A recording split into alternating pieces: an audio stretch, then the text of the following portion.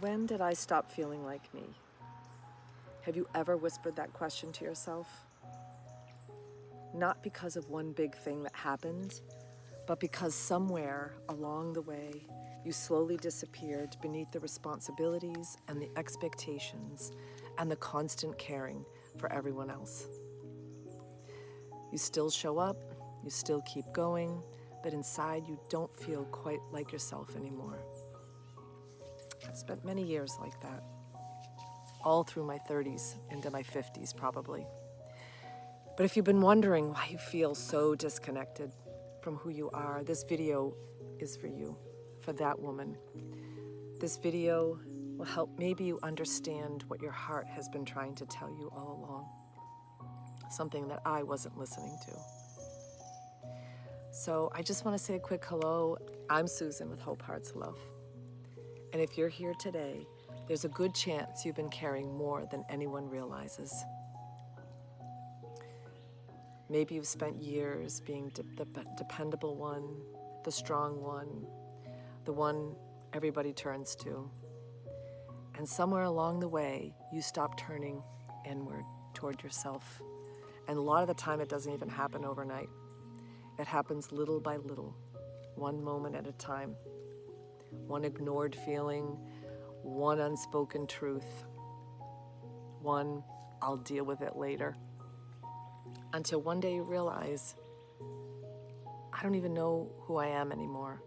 I don't even know how I feel anymore. If that sounds like you or sounds at all familiar, I want you to know something. You are not broken. You are not failing. You're simply disconnected from your heart, from who you are. I want to share with you just a snippet of a season of my life when I was diagnosed with Lyme disease and I didn't recognize myself anymore.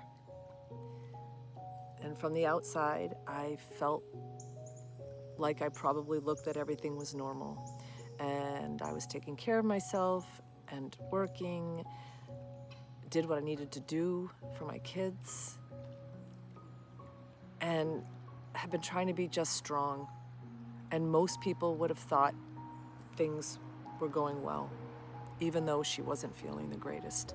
But inside, I was exhausted, and I had spent so many years putting up and showing up without really slowing down. And I didn't know I was disconnected from my heart or myself. And I ignored what I needed because everybody else needed me. And it felt easier to give outwardly to everyone than it was to actually have a moment to stop and listen. And I didn't know that that's what I needed. So I became so focused on taking care of everyone else that I forgot to take care of myself. And what surprised me most wasn't that I was tired, which I was. It was that I no longer knew what brought me joy, what brought me peace. And if someone had asked me, Susan, what do you need now? I honestly wouldn't have known how to answer. Looking back now, I realized I wasn't broken, although I thought I was. I had simply become disconnected from myself. But what I did learn, and that's part of the story, is little by little, I learned to become quiet enough to listen, even listening to the birds and the woodpeckers.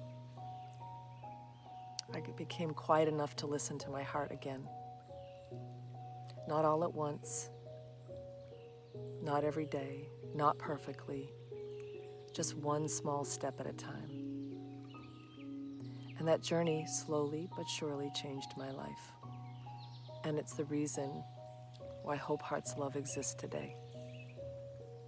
Because I believe every woman deserves peace to remember that they have the wisdom and the love and the hope within their hearts to make all the changes that they need to make to start to begin to care for themselves.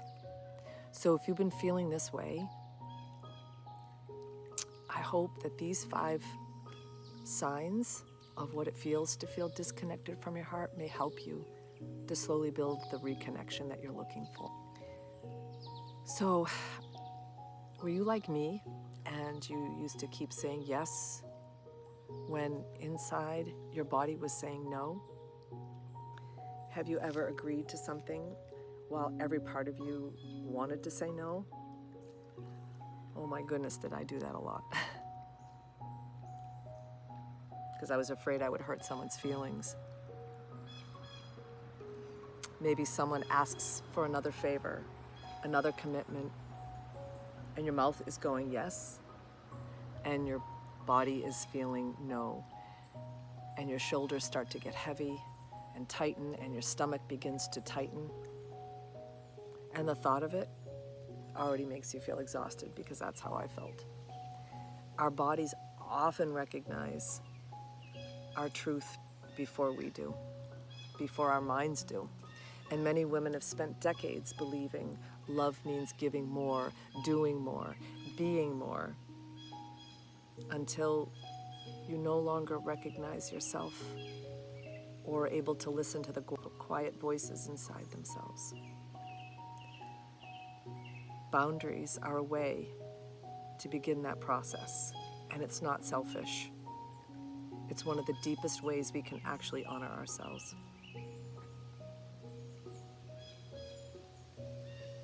Do you feel emotionally numb? Sometimes disconnection isn't dramatic, it just feels flat. You aren't crying, you're not really laughing. Everything's just okay, and sometimes you just feel like you're just getting through. You keep checking off the boxes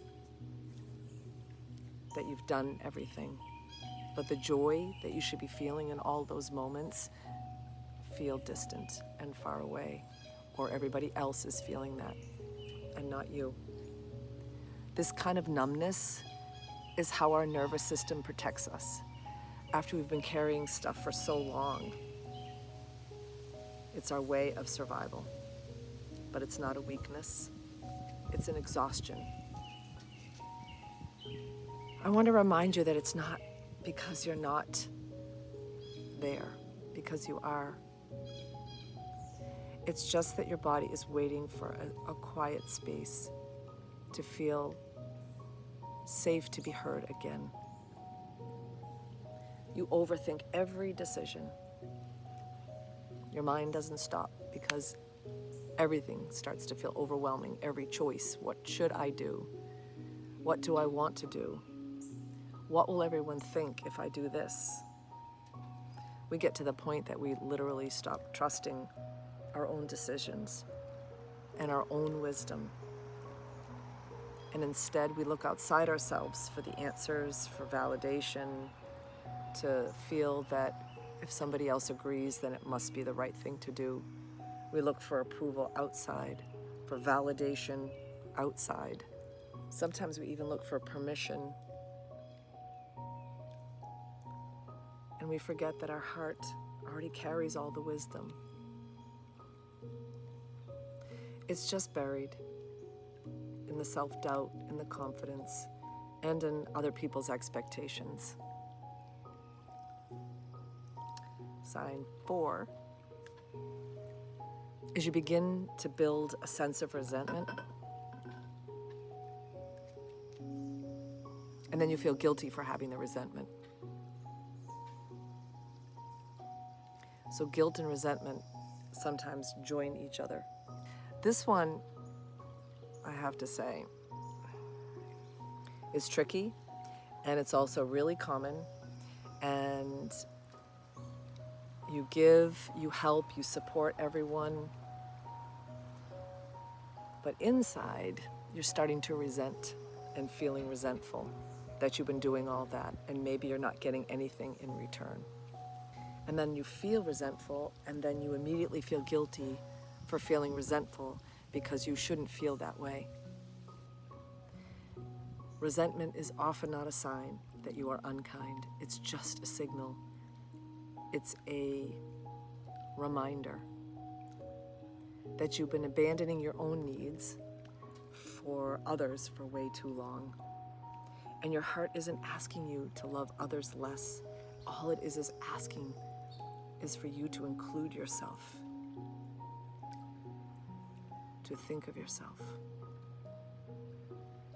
When someone asks, what do you want? And you honestly don't know. You've become so skilled at sensing everybody else's needs, everybody else's wants, how everybody else is doing, that somewhere along the way, you haven't asked yourself, or you stopped asking, what do I need? What would feel good to me? What brings me peace and joy? What makes me feel alive? It isn't because you're lost. It's just disconnection. Because you stopped listening. But you know what? Here's what I want you to remember, is none of these signs that are any indication that there's anything wrong with you. They don't mean that you're failing. Again, I'm reminding you, you are not broken. You are just tired. You're not weak. They simply mean that your heart is quiet and it's been trying to whisper to you. But life and the thoughts in your mind have been way too loud to be able to hear any of it. I'm the biggest believer that our hearts are incredibly wise, and they don't shame us, and they don't judge us.